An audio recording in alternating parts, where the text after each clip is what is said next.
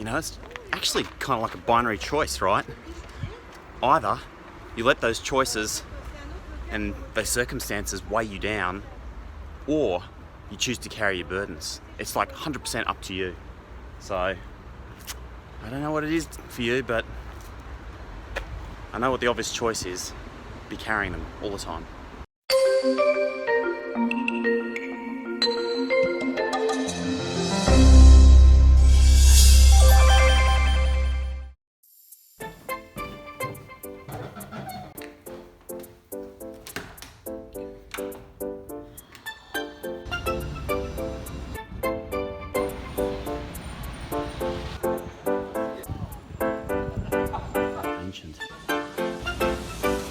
Hey, good morning. Thanks for joining me. Morning walk, episode 64. Although, I gotta come clean with you. This is the first time in any episode that we've been walking together that I've actually lied to you in the first 10 seconds. Because it ain't morning at all. It's actually 5:30 in the afternoon. But you might forgive me because it's been a 36-hour odyssey from Sydney, Australia to here in Poitiers in central France. And this place is just absolutely mind-boggling and beautiful, so I'm so glad we get to walk around and have a look together. From classic cathedral through to beautiful architecture that we've got everywhere, cafes, classic France. And then in the middle of it all, sticking out like ugly dog's balls, a churros van. Welcome to France. Let's go have a look around. Come out for a bit of a afternoon run just because jet lag's hitting pretty hard. We left yesterday afternoon about 3 p.m. from Sydney. Finally got into our Airbnb here in Poitiers at 3 p.m. this afternoon, which by the time you count in time difference is a kind of ugly trip. And there's nothing like getting out and getting a little bit of sunshine to get through some of the jet lag. A little bit of exercise doesn't hurt either. It's just awesome. So lucky to come to little places like this. If you have a look around, it's all just classic streets, narrow laneways, amazing architecture. France just sends you crazy. It's got just awesome food in the windows that just makes you want to stop and try the ice cream and the lollies and pretty much everything you can imagine. It's just like being transported into a completely different world to what we're used to seeing in Australia. So definitely a massive privilege to be able to come here and get to experience it a bit. Pretty hot here at the moment. It's been having one of the worst heat waves the country's ever experienced. Fortunately today it's not too bad. If you ever get a chance to come to Europe and look around, God, it's so awesome because everywhere you go you've got cities like Poitiers, which are, there's only about 100,000 people or so it's not a huge kind of city. But it's just so blessed with the most amazing landscapes and history.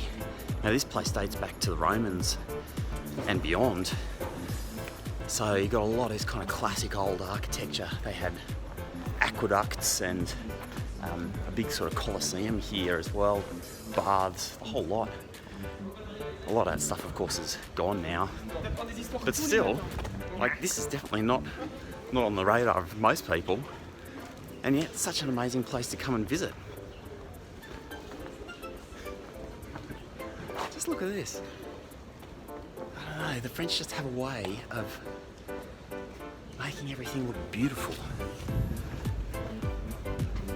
And this is kind of a nice thing too, this kind of size of town. If you go to the big touristy places all over the world, I don't know, you come down a main shopping strip like this and it's all just big brand names and all pretty generic and vanilla. You come to a place like Poitiers and a lot of these places are just little stores, little brands. It just gives you such a more unique experience. Oh, this is pretty awesome. Check this out. So, yeah, we don't really have anything quite like that in Australia, do we? Sorry, Fed Square in Melbourne, just not quite up to the mark, is it? It's just like the town hall in one of the smaller cities in France.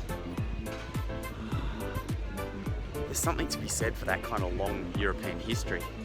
Now, of course, Australia has got the longest continuous civilization in the world through Aboriginal history, and that's certainly no less remarkable than a place like this. This is very different though. It just makes you really admire the ingenuity of what humans are capable of doing over such a long time frame. And again, if you think about Australian Aboriginal history, you know, that's a civilization that existed for 40,000 years at least. Some researchers think it could have gone back as long as 90,000 years. And yet they managed to tread lightly on the earth and preserve the environment just exquisitely. And actually lead quite a sophisticated civilization as well. There's really good evidence these days that Australian Aboriginals were farming crops and had quite developed, you know, quite sophisticated infrastructure in terms of managing their water and food and what have you.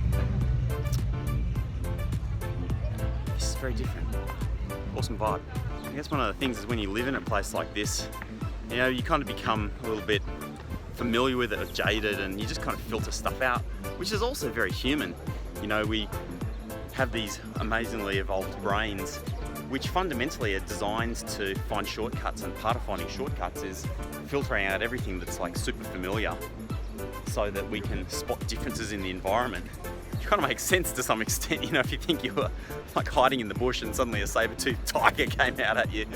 You kind of need to be able to spot that tiger hiding behind the tree rather than just like keeping an eye on trees that had nothing there. So it's very natural for us to filter out the surroundings that are regular to us. And that's the magical thing about travel, isn't it? You come to a place like this and boom, like I appreciate this for all of its splendor and beauty, as you probably do too now. So thanks for joining me again. But the locals, shrug, rather be playing basketball, which is fair enough. So always appreciate what you've got. You've always got to look at things with beginner's eyes.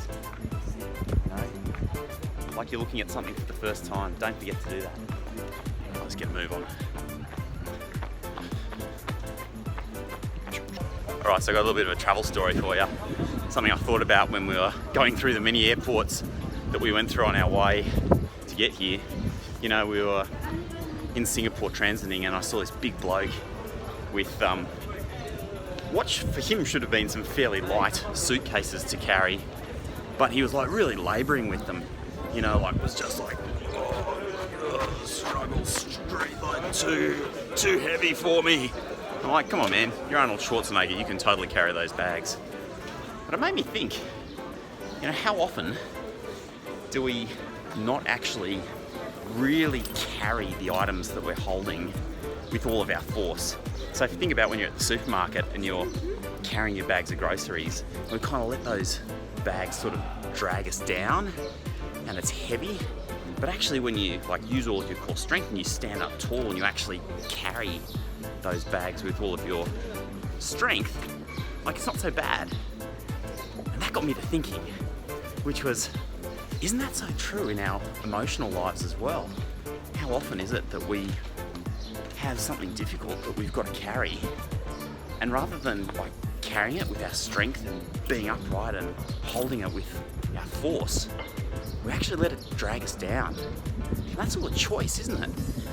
You know, everybody has got shitty things in their lives, bad situations, or, you know, things in their personality they're not happy with and they want to work on and try and change, or people around them that are, you know, hard to work with, whatever. You know, all of these things that inform our environment and make it hard for us to operate. And yet, so many of us, I think without actually really consciously thinking about it, actually let those things weigh us down instead of us consciously deciding to carry our burdens. And that's just like a world apart, isn't it? They're like polar opposites. You can't fake that in any way. So I think that's my thought for today. It's been percolating in my head. My jet-lagged brain after flying God knows how many hours is like, make sure whatever your burdens are, that you actually carry them. You don't let them weigh you down. And like, I'm sorry to you for them. You know, I'm really sorry that you've got to carry those burdens. But you're not alone. It's the same for all of us. So carry those burdens. Don't let them weigh you down. Stand up straight, tall, own them, move on. Anyway, it's a beautiful afternoon here. I'm going to finish off my run. I'm Rob Malicki. Thanks for joining me on the morning walk in Poitiers, France. See you next time. Have a good one.